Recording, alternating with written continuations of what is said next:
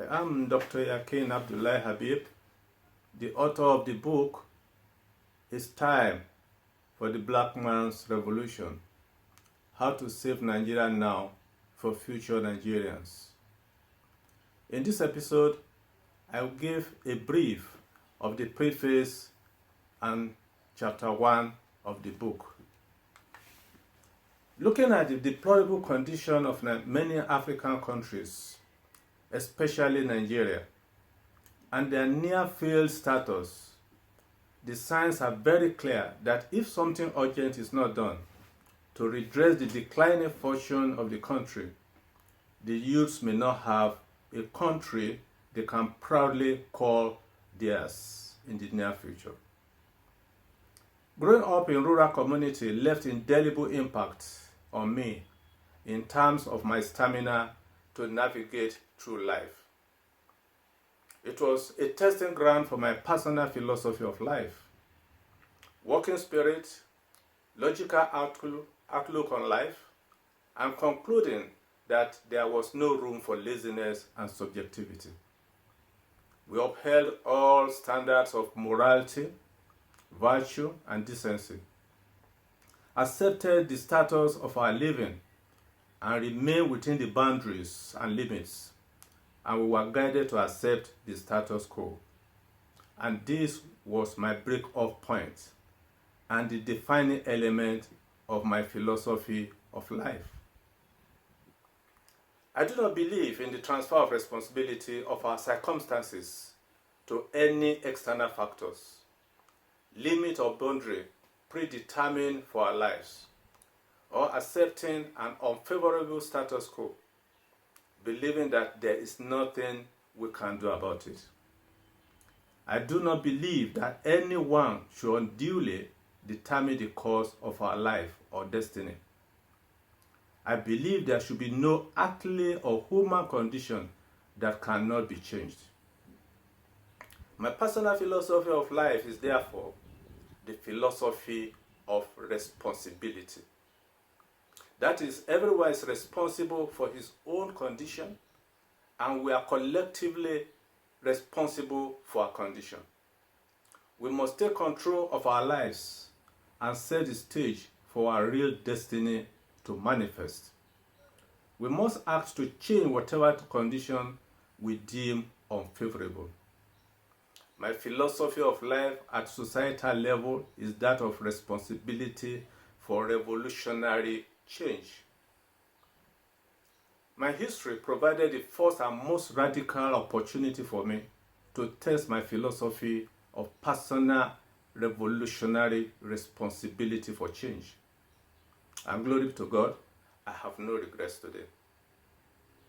This philosophy informed my positive deviance to pursue secular education against all odds, and I got educated to PhD level, became a university lecturer, worked to the top of professional cadre in banking, did well in so many fields of human endeavor, which could have been impossible without my positive deviance.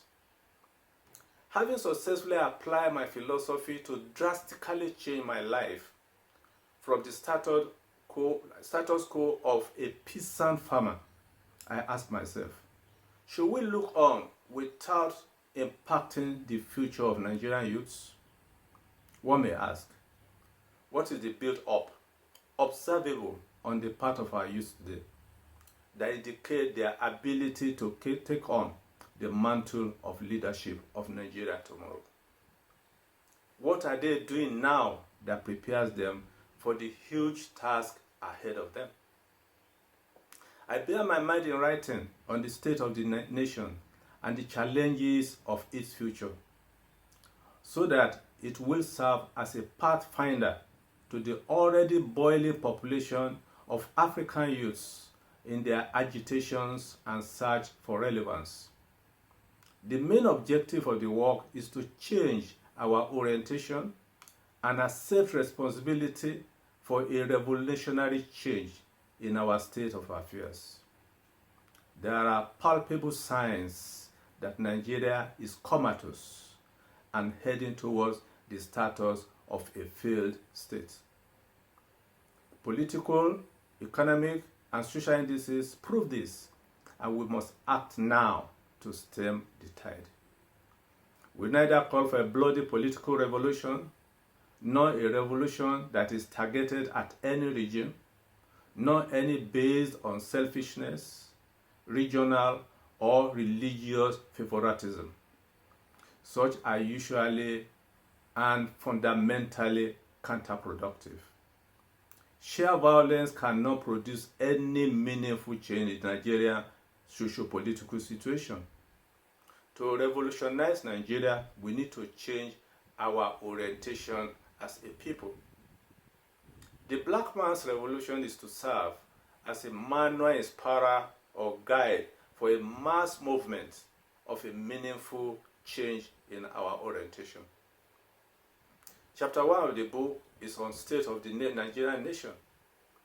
Without the fear of contradiction, one can say that bloodshed, insecurity, terrorism, thuggery, armed robbery, political violence, unemployment, kidnapping, corruption, abuse of rule of law, injustices, lack of infrastructure, high debt profile that is mortgaging the life of future generations, poverty and hunger, inflation, subversion of government authority, insurgency, dependence on imported goods, agitations, low nationalism, cultism, public office being used for personal aggrandizement, inappropriate education, and so on and so forth, which have become the landmark of Nigeria today,